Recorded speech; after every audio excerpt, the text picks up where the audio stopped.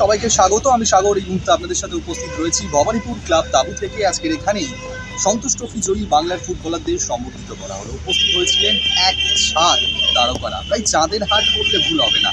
ক্রীড়ামন্ত্রী অরূপ বিশ্বাস স্বয়ং নিজে উপস্থিত হয়েছিলেন এবং উপস্থিত ছিলেন বাবলু ভট্টাচার্য, অতনু ভট্টাচার্য, শিশির ঘোষ, রেঞ্চন দেবনাথ এবং শিলটন পাল, এদের মতন প্রাক্তন তারকা ফুটবলাররা। দেবজিৎ ঘোষের নামটা ভুলে গেলে চলবে না, তিনি উপস্থিত হয়েছিলেন।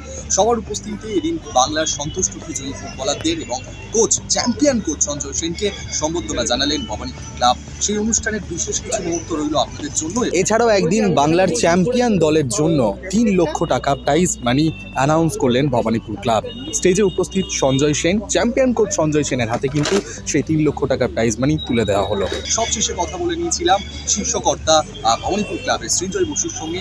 দুটো বসু উপস্থিত হয়েছিলেন, তারা সবাই কি বলছেন সেটাই রইল আপনাদের জন্য। দেখুন, আমরা বেসিক্যালি 3 লাখ টাকার ওপরে দিয়েছি। আমরা সঞ্জয় সেনকে একটা এক্সট্রা অ্যামাউন্ট দিয়েছি এবং বাকি 32 জনকে আমরা 10,000 টাকা করে দিয়েছি এবং একটা করে ঘড়ি দিয়েছি। তো সেটা ইম্পর্টেন্ট। আমরা মনে করি যে এই সাফল্যের সাথে আমরাও ইকুয়ালভাবেই যুক্ত।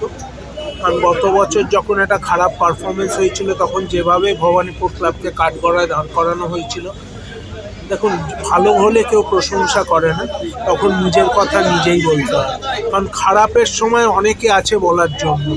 সো আমরা মনে করলাম এটা নিজের কথা নিজেই বলা উচিত। এবং অলসো আনাদার থিং ইজ যে সঞ্জয় দার সাথে আমাদের একটা অনেক দিনের যোগাযোগ,